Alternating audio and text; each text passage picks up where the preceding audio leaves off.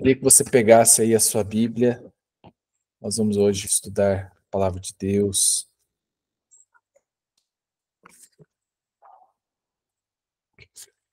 Essa semana, Deus falou um pouquinho ao meu coração. Eu estava em oração sobre o que deveria falar nessa manhã para vocês. E o Senhor me deu esse personagem para que nós pudéssemos estudar. E está lá no livro de Gênesis, no capítulo 6. Gênesis, no capítulo 6.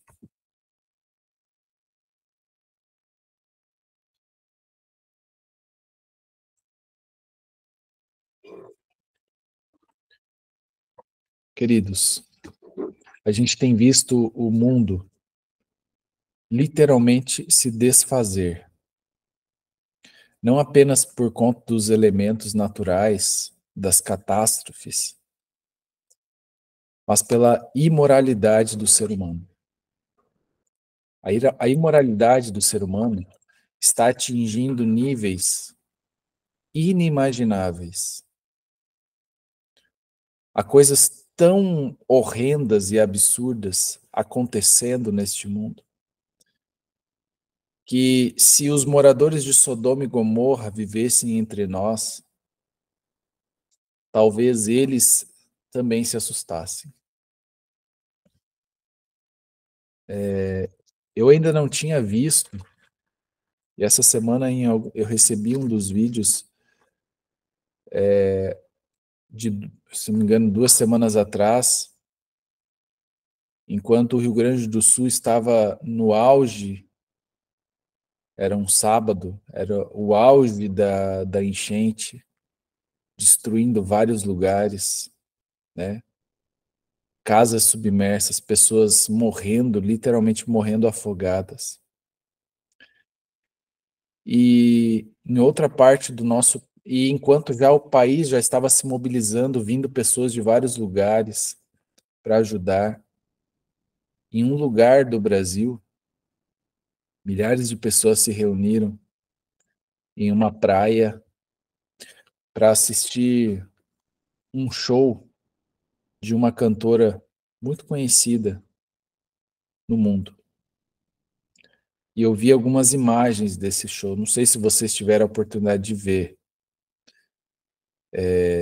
Uma coisa assim horrenda. É difícil descrever assim, né? E o mais triste é você imaginar que um show como esse ainda foi transmitido ao vivo pela televisão, pela maior emissora de TV do nosso país. E enquanto pessoas morriam, essa emissora se prestava a transmitir esse evento, obviamente que com um único fim, né, que é o fim comercial. E a gente vai vendo que a moralidade, a imoralidade, ela está alcançando níveis inimagináveis. Se eu perguntasse aqui para vocês sobre coisas que vocês já viram que assustaram vocês em relação à imoralidade, cada um de vocês teria uma história terrível para contar. E diante desse cenário caótico, desse cenário terrível que está acontecendo nas nossas comunidades ao redor, em todos os lugares, né? Fica uma pergunta: de quantos homens Deus precisa para resolver esse problema? Para ser uma resposta, de quantos homens Deus precisa? Capítulo 6 de Gênesis, normalmente a gente começa a história de Noé lá a partir do verso 5, né? Quando fala lá que o Senhor viu que a maldade do homem havia se multiplicado na terra e que era mal todo o desígnio do seu coração. Mas se você ler a partir do versículo 1, você vai perceber que você vai entender o motivo pelo qual a sociedade chegou ao ponto em que ela chegou. E lá no no capítulo 6, versículo 1, diz: como se foram multiplicando os homens e lhe nasceram filhas, vendo os filhos de Deus são os homens, tá? Presta atenção aqui, são os homens. Vendo os filhos de Deus que as filhas dos homens eram formosas, tomaram para si mulheres, as que dentre todas mais lhe agradaram. Então disse o Senhor: o meu espírito não agirá para sempre no homem, pois este é carnal e os seus dias serão 120 anos. Então veja, nós temos um problema aqui. Nós temos homens de Deus que decidiram, que escolheram para si mulheres com um único critério, critério dos olhos, daquelas que mais lhe agradavam. Esse era o critério para esses homens. E aí, obviamente que se eles queriam algo diferente, eles iriam encontrar, né? E eles encontraram, e agora o povo de Deus, os homens de Deus começam a se misturar, amalgamar com mulheres do mundo. E aqui foi o início da derrocada da humanidade. E aí nós vemos que já no versículo 5, o verso 4, né? Naquele tempo haviam gigantes, e também depois, quando os filhos de Deus possuíram as filhas dos homens, as que mais lhe deram filhos, estes foram valentes, varões de renome na antiguidade. As famílias começaram a se unir, filhos começaram a nascer desses casamentos com jugo desigual, até que no verso 5 nós vemos que a maldade do homem, ela alcança o seu pico. E agora, o que nós vemos é um mundo completamente mau. O coração do homem mau, continuamente mau. Você consegue imaginar o que é isso? Tenta imaginar a situação que nós aqui no Rio Grande do Sul estamos vivendo, num contexto como esse aqui, em que o coração é mau. Gente, a Bíblia fala que nos últimos dias o amor de quase todos irá se esfriar. Esse tempo ainda não chegou. Nós ainda estamos vendo pessoas sendo despertadas pelo amor. E pessoas estão se movendo pelo amor, né? Mas vai chegar o tempo em que o amor de quase todos irá se esfriar. E quando esse tempo chegar, meus amigos, e catástrofes como essas que ocorreram aqui acontecerem, nós não veremos esse movimento todo de auxílio, de ajuda. O que nós veremos é um passando por cima dos outros, de forma natural. Porque a nossa natureza é carnal. E quando nós não tivermos mais o Espírito Santo atuando no coração dos homens, nós infelizmente não veremos mais esse movimento. Porque esse movimento todo que vocês viram, muito dele é por conta na movimentação do Espírito Santo. É o mover do Espírito que leva pessoas a se sacrificarem por outros seres humanos. E isso vai deixar de acontecer. E agora o que nós vemos aqui é uma terra onde, para onde você olha, você vê maldade. Aonde você olha, você vê maldade. Mas no versículo 8 e 9, nós vemos o seguinte: porém Noé achou graça diante do Senhor. Havia um remanescente. Havia um homem diferente ali. No meio dessa geração perversa, havia um homem que achou graça diante do Senhor. Encontrou graça, encontrou misericórdia. E aqui no verso 9 nós vemos a história desse homem, resumida, né? Contando a história de Noé, está escrito assim: eis a história de Noé. Noé era um homem justo e íntegro entre os seus contemporâneos. Noé andava com Deus. Essa é a história de Noé. Justo, íntegro, andava com Deus. Meus amigos, Deus, ele só precisa de um homem. Deus só precisa de um homem disposto a servi-lo com integridade e justiça. E diz aqui o texto que esse homem, Noé, era um homem justo, íntegro e que andava com Deus. Vai prestando atenção nas características desse homem. Justo, íntegro, andava com Deus. A Bíblia diz que Deus agora chama esse homem e agora dá instruções bem claras e específicas.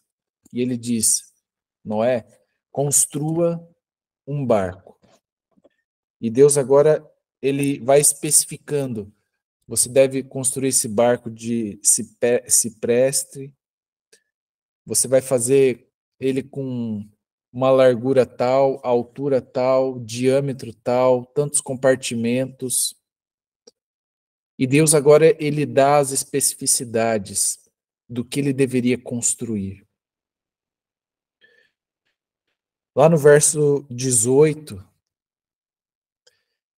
diz que Deus agora chama Noé e diz assim: Noé, com você eu estabelecerei a minha aliança. Queridos homens, vocês que estão aqui nessa manhã, presta muita atenção nisso. Deus quer estabelecer uma aliança com você. Deus está propondo uma aliança com cada um de vocês. Uma aliança.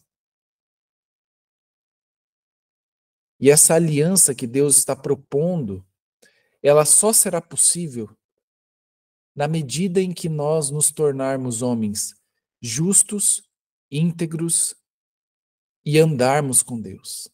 Essa é a característica dos homens com os quais Deus faz uma aliança. E veja que essa aliança é uma aliança que não se limita ao homem. Ela se estende para a sua família.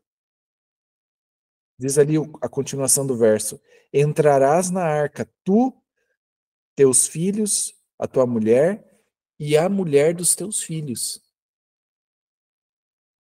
A aliança que Deus faz com o homem, ela se estende para a família desse homem.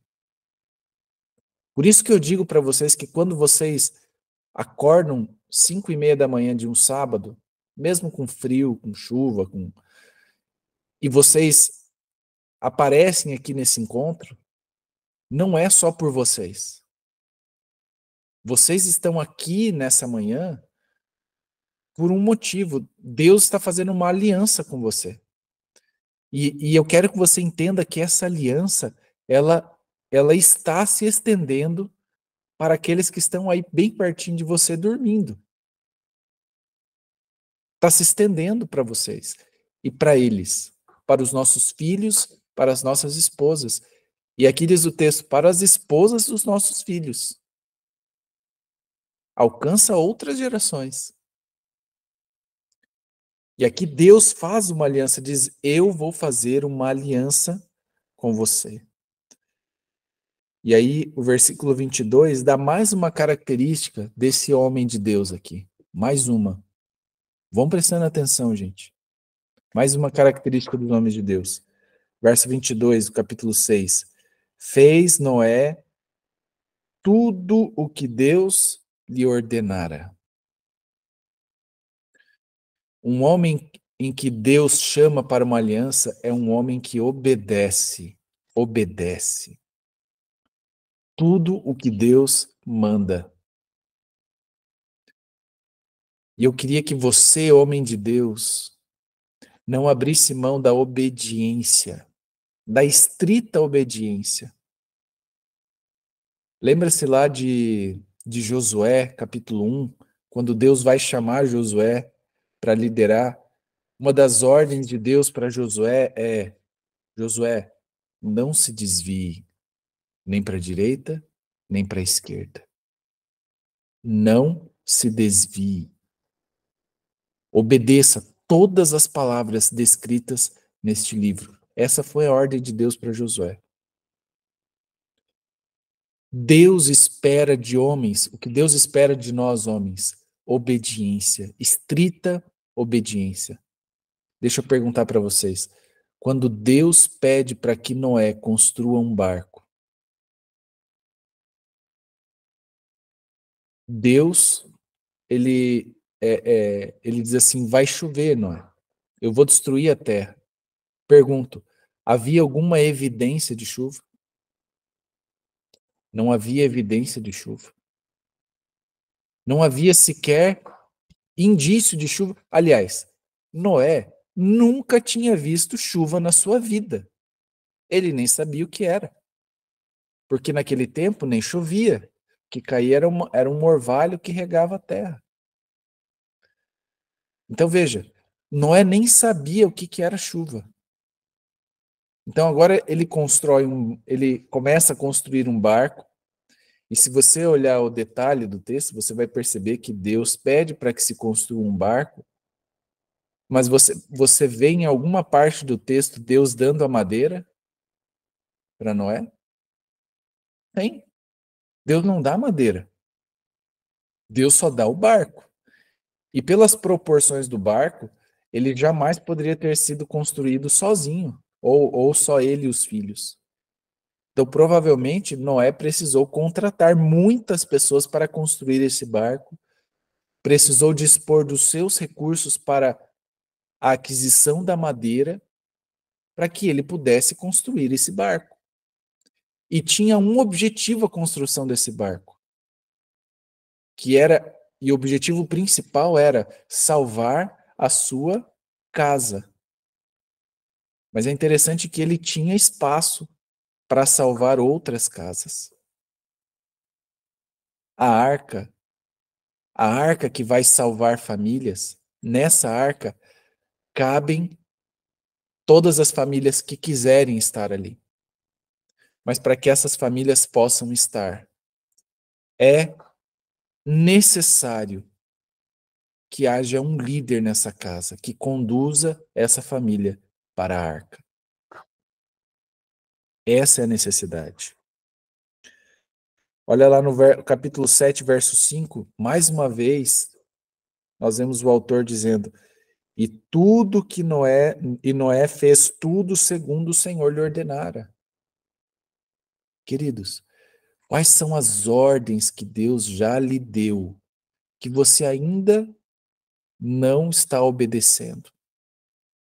Quais são as instruções que você já recebeu da palavra de Deus, do espírito de profecia, que talvez você ainda não esteja cumprindo na sua vida? O que você está esperando para começar a obedecer? Jesus disse, né? Jesus disse: aquele que me ama, quem me ama, obedece os meus mandamentos. A obediência aos mandamentos de Deus não é um fim em si mesmo, não é para que eu seja salvo. A obediência é uma resposta de amor da salvação que já me alcançou. Então, porque eu fui salvo, porque Cristo morreu na cruz para me salvar, me estendeu a mão, me estendeu a graça, agora, como uma resposta de amor, eu vou obedecer.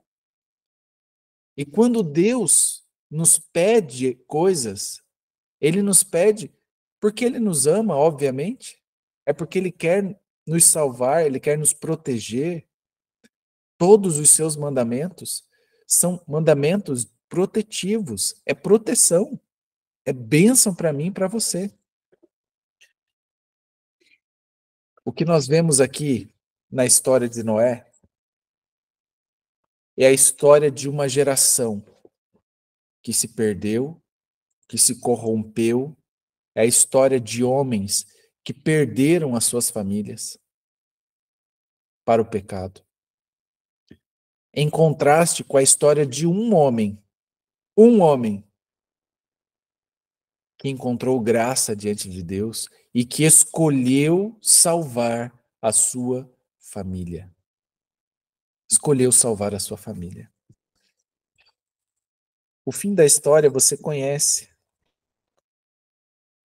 O mundo, lá o versículo 16 do capítulo 7, diz que houve um momento em que o Senhor fechou a porta. Versículo 16, lá no finalzinho do 16 do capítulo 7. O Senhor fechou a porta. Queridos, quando o Senhor fechar a porta, quem é que fecha a porta? É Deus. Quando o Senhor fechar a porta, aonde você e a sua família estarão? Eu quero que você saia daqui pensando nisso, refletindo sobre isso. Quando o Senhor fechar a porta, porque essa porta vai ser fechada. Quando essa porta for fechada, onde vocês estarão? Vocês e aqueles que estão aí dormindo, aonde eles estarão? E eu digo para vocês, uma vez eu ouvi isso e eu me choquei. Mas talvez a gente tenha que refletir sobre isso. Presta atenção aqui. Talvez, provavelmente, vocês estarão exatamente aonde vocês estão agora. Aonde vocês estão agora.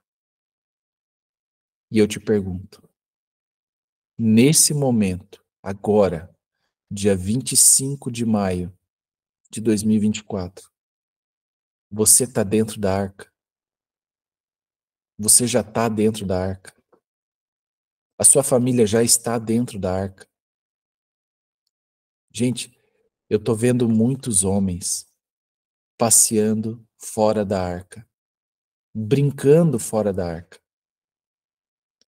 E enquanto estão passeando e brincando fora da arca, porque estão passeando fora da arca, porque estão vendo a porta da arca aberta, o acesso ainda está aberto, então eu estou vendo muito homem entrando e saindo da arca, né? Eu vou lá fora, vou dar uma olhada, vou dar uma passeada, depois eu volto. Até o momento em que a porta vai se fechar. Eu estou vendo muitos filhos fora da arca. Muitos filhos fora da arca.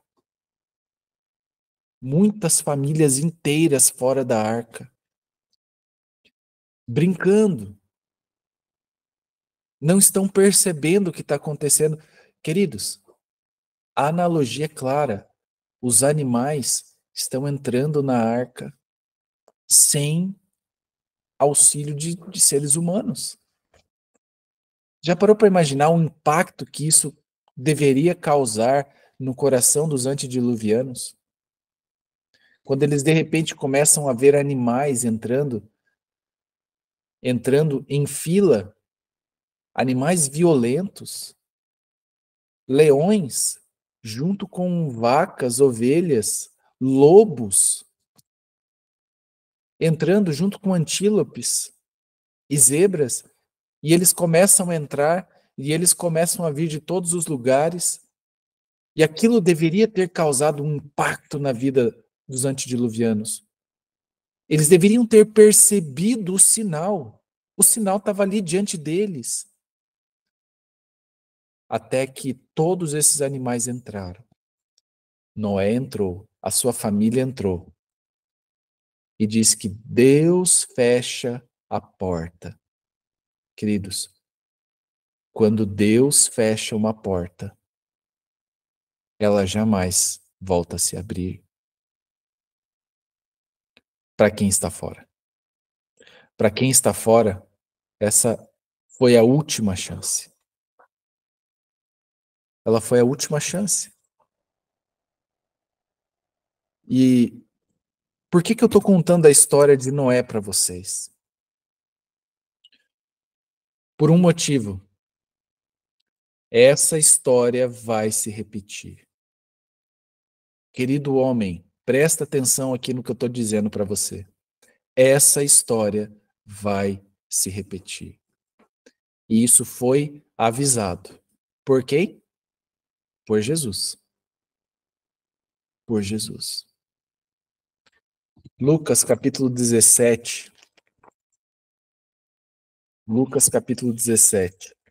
Nós já estamos indo para o final da nossa mensagem. Lucas capítulo 17, versículo 26. 17, 26.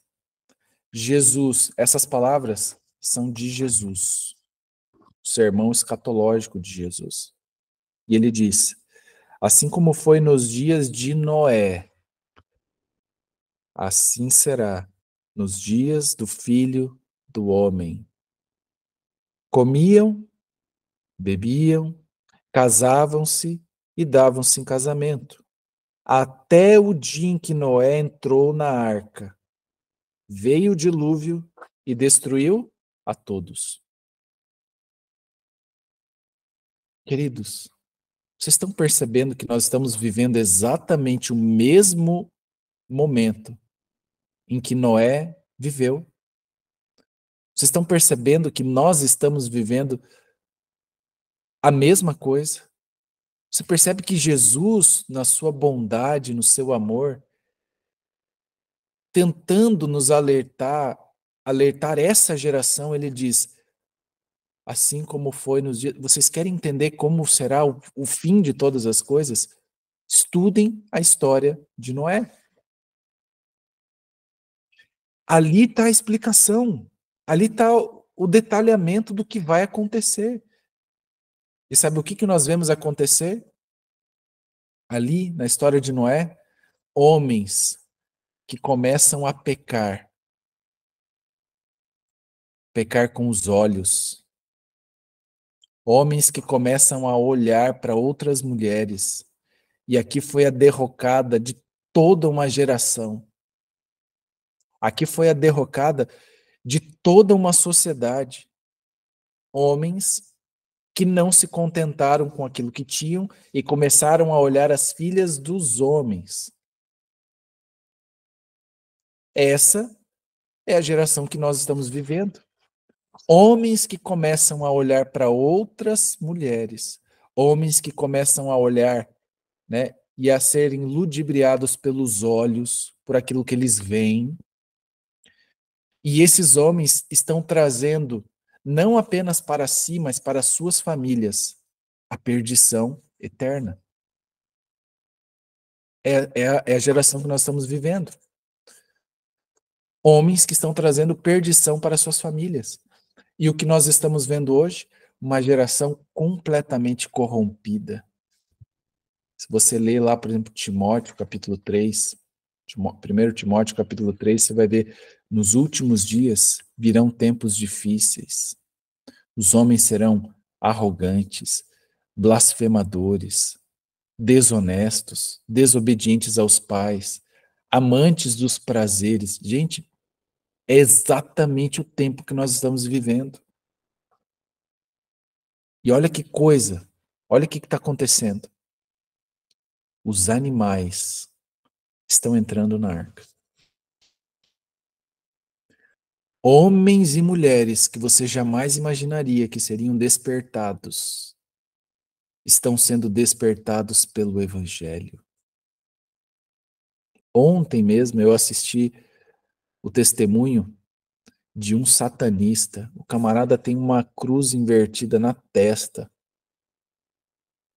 E ele mostrava o vídeo dele fazendo uma live, dando risada, falando de Jesus, tirando sarro, blasfemando. E aí, depois de alguns anos, esse mesmo homem agora, numa outra live, contando o seu testemunho. E ele dizendo: Jesus apareceu para mim. E quando ele apareceu, eu fiquei com medo. E ele me deu um estudo bíblico. Ele, Jesus Cristo, me deu um estudo bíblico. E eu entreguei a minha vida para ele. E agora eu estou aqui para dizer para todos que a partir desse momento eu sirvo a Jesus. Jesus está trabalhando. O Espírito Santo está movendo corações. E aí, entre aspas, nós estamos vendo animais entrando na arca. E aqueles que já têm a palavra, aqueles que já têm o conhecimento, ainda estão brincando fora da arca. E eu queria, em nome de Jesus, fazer um alerta aqui para cada um de vocês. Entrem na arca. Por tudo que há de mais sagrado nesse mundo, entrem na arca, vocês e seus filhos, suas esposas. Entrem na arca. Parem de brincar. Parem de brincar fora da arca. É tempo de nós estarmos dentro da arca. E eu quero dizer, a arca é a igreja. A arca é a igreja. E alguns têm dito para mim, eu já ouvi alguns dizerem, mas a igreja é corrompida. Queridos, você acha que a arca era um lugar agradável, confortável para Noé? A arca era um lugar cheio de bicho, fazendo excremento todo dia, toda hora. Era um lugar fétido, podre. Mas aquele lugar fétido e podre era o lugar mais seguro para se estar. Tinha outro lugar seguro na terra para se estar, além da arca? É exatamente isso, é a mesma analogia. Você tem que entrar na arca. Entre na igreja. Obedeça à ordem de Deus. Se Deus falou, construa, construa. Se Deus disse, entra na arca, entre na arca. Mas Noé poderia ter dito, mas Senhor, nem está chovendo. E sabe o que mais? Ele entrou na arca, a porta se fechou e ele ficou ainda mais 7 dias dentro da arca. 7 dias, com sol a pino. Nada de chuva, nada de vento, nada de nada. Nenhuma evidência de que iria chover. Mas obedecendo a palavra, ele entra na arca e ele entra com a sua família. Passaram-se os 7 dias e veio a chuva. Queridos, Jesus nos alertou, assim como foi nos dias de Noé, assim será na vinda do Filho do Homem. Tudo estava acontecendo naturalmente. Tudo acontecia naturalmente, até que veio o dilúvio e destruiu a todos. Fala, Davidson.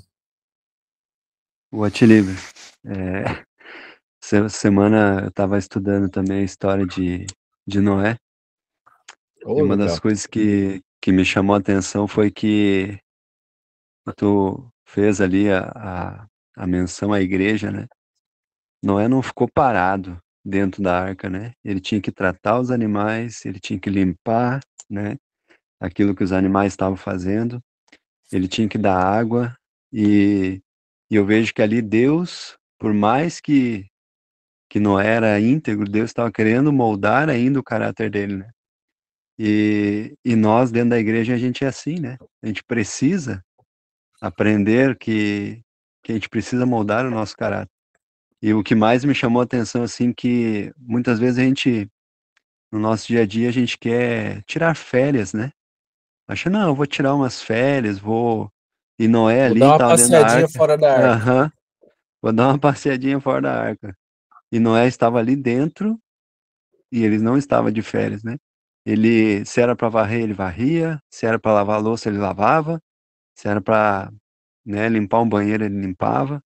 E isso me fez refletir muito, porque muitas vezes, não, eu sou o homem da casa, mas isso eu não vou fazer, né? E isso é para nós entender também que Deus, ele não quer que a gente sobrecarregue as nossas esposas, né? E sim a gente possa dar o exemplo, né? Igual a gente falou no início aí. Então a história de Noé, ela é fantástica, né? Ela tem lições assim tremendas. Olha só, Davidson, eu anotei aqui as características de Noé, das que eu consegui descrever aqui, né? Noé achou graça diante de Deus, ele era íntegro, justo, andava com Deus, era obediente, era temente a Deus, ele exercia sua fé mesmo sem evidências, ele aparelhou a arca para a salvação da sua casa, ele era um verdadeiro sacerdote. A Bíblia fala lá em Gênesis 9, eu acho 8, que ao sair da arca, a primeira coisa que Noé faz é construir um altar e adorar a Deus com a sua família. Queridos, nós precisamos entrar na arca. E eu queria finalizar com o último texto, que é Hebreus, capítulo 11. Galeria dos Heróis da Fé. Hebreus, capítulo 11, versículo 7. Para mim, a característica mais linda de Noé. Capítulo 11, verso 7. De Hebreus, diz assim: pela fé. Noé era um homem de fé. Era um homem de fé. Noé, divinamente instruído acerca dos acontecimentos que ainda não se viam, sendo temente a Deus, aparelhou uma arca para a salvação da sua casa. Queridos, é por isso que eu e você precisamos estudar a história de Noé, porque ela vai se repetir. Ela vai se repetir nesse momento da história. E aqui diz: assim como Noé, eu e você estamos sendo divinamente instruídos por Deus acerca de acontecimentos que ainda não se viram. Meu amigo, o que eu e você estamos por passar, ninguém viu. Ninguém viu. Aliás, ninguém nem sentiu nada do que nós vamos sentir. Que essa última geração está por enfrentar, ninguém sentiu, ninguém viu. E diz o texto bíblico que se esse tempo não fosse abreviado, nenhuma alma sobreviveria. Esse é o nível do que eu e você estamos para enfrentar daqui a algum tempo. E nós precisamos estar preparados e nós precisamos aparelhar uma arca para a salvação da nossa casa. E eu queria agora aqui fazer um apelo, um convite a cada um de vocês. E o convite de Deus para mim e para você é: entre na arca. Entre e não entre sozinho, pelo amor de Deus. Entre com seus filhos, entre com a sua esposa. Aí você pode se perguntar assim, pode dizer, Atili, mas os meus filhos não querem mais. Meu amigo, não desista. Não desista. Insista com seus filhos. Ah, mas eles não gostam. Meu amigo, é questão de vida ou morte.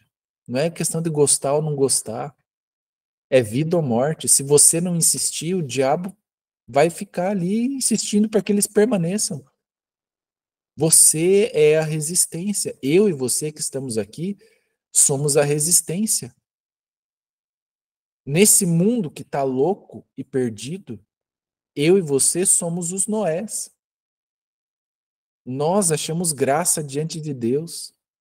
Nós fomos chamados, divinamente chamados por Deus, para fazermos parte do povo remanescente.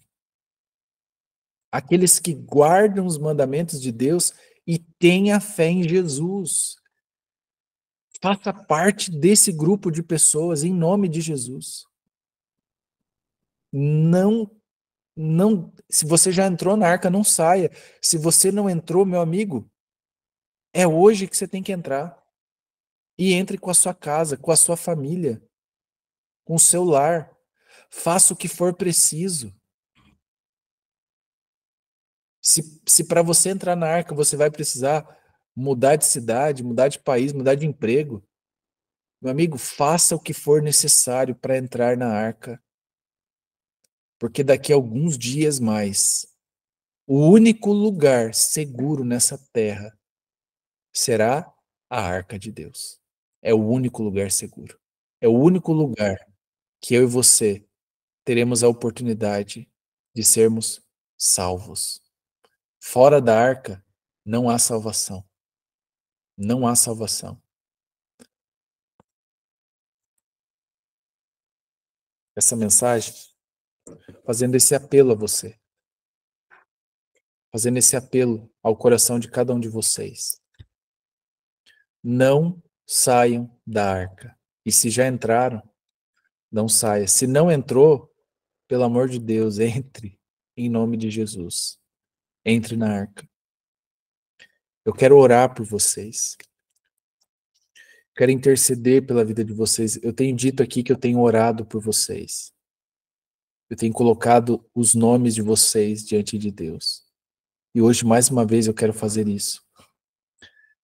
Eu quero interceder pelos homens que ainda não estão aqui.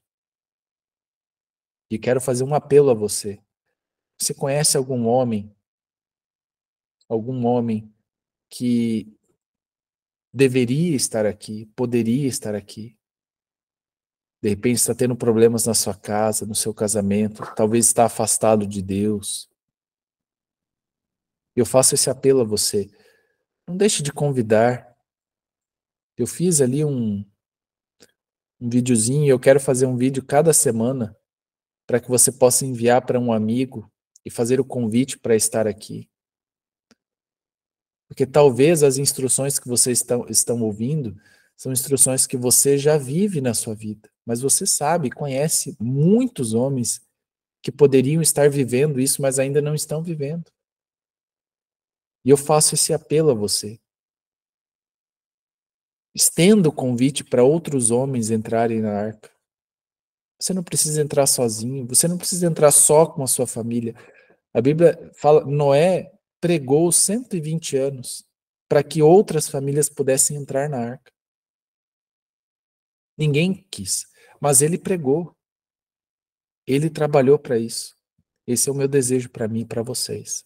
Entrem na arca, entrem com as suas casas, com as suas famílias, porque no momento em que esse mundo for mergulhado no fogo, agora não vai ser com água, vai ser com fogo. O único lugar seguro será a arca. E a arca é a igreja de Deus nessa terra. Busque a igreja de Deus nessa terra. E o macete da igreja de Deus, Apocalipse 14, 12. Aqui está a perseverança dos santos, aqueles que guardam os mandamentos de Deus e têm o testemunho de Jesus. E Apocalipse 19, 10 diz que o testemunho de Jesus é o espírito da profecia. O movimento remanescente de Deus é um movimento que guarda os mandamentos de Deus, obedece, assim como Noé obedecia, obedece os mandamentos de Deus e tem no seu meio o dom profético. Recebe instruções diretas do Senhor. E, queridos, eu só conheço uma igreja com essas características. E, obviamente, que eu respeito todas as igrejas e sei que muitas dessas pessoas vão se salvar porque Deus não vai salvar igrejas por placa, mas há um movimento de remanescentes chamado por Deus para esse tempo, para uma missão, pregar uma mensagem. a mensagem de arrependimento e salvação para esse mundo. E esse movimento se chama Igreja Adventista do Sétimo Dia. E se você já faz parte dessa igreja, obedeça aos mandamentos de Deus, viva conforme o ensino que é colocado dentro dessa igreja. Há muito adventista que não vive o adventismo. Gente, é como as virgens loucas. É louco, é loucura. Né? Tá esperando o noivo, é pura, é virgem, mas no momento em que o noivo chega, não tem azeite. O que vai acontecer? Vai ouvir das palavras de Jesus, da voz de Jesus, eu não vos conheço. E Ellen White diz, essas são as palavras mais tristes a caírem em ouvidos mortais. Mais triste. Então, o meu apelo para você é, guarde os mandamentos de Deus. Tenha fé em Jesus. E leve a sua família para a arca. Amém? Feche seus olhos. Vamos falar com o Senhor. Santo Deus, nosso Pai, nós nos colocamos na Tua presença, Senhor. E arrependidos, nós colocamos o nosso coração no Teu altar. E nesse momento, Senhor, eu quero te pedir perdão. Perdão por todas as vezes em que eu saí da arca, quando deveria estar dentro dela. E eu sei, Pai, que todas as vezes em que eu saio da arca, os meus filhos também escolhem sair, porque eles irão para onde eu vou. Ó Senhor, eu quero levar a minha família e eu coloco nesse momento a minha casa no teu altar. Coloco aqui a minha esposa, os meus filhos.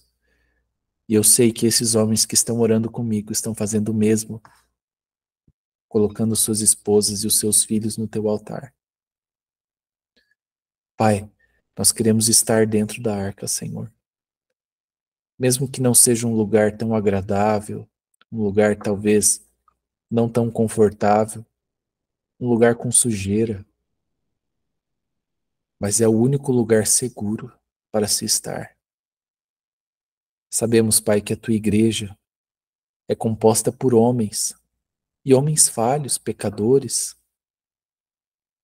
mas esta é a igreja pela qual o Senhor tem o seu maior cuidado. Esta é a igreja pela qual o Senhor morreu. É a tua noiva, Senhor. E nós queremos estar dentro desse barco, dentro da tua igreja, Senhor, da tua igreja. E eu oro e intercedo por cada homem que está aqui.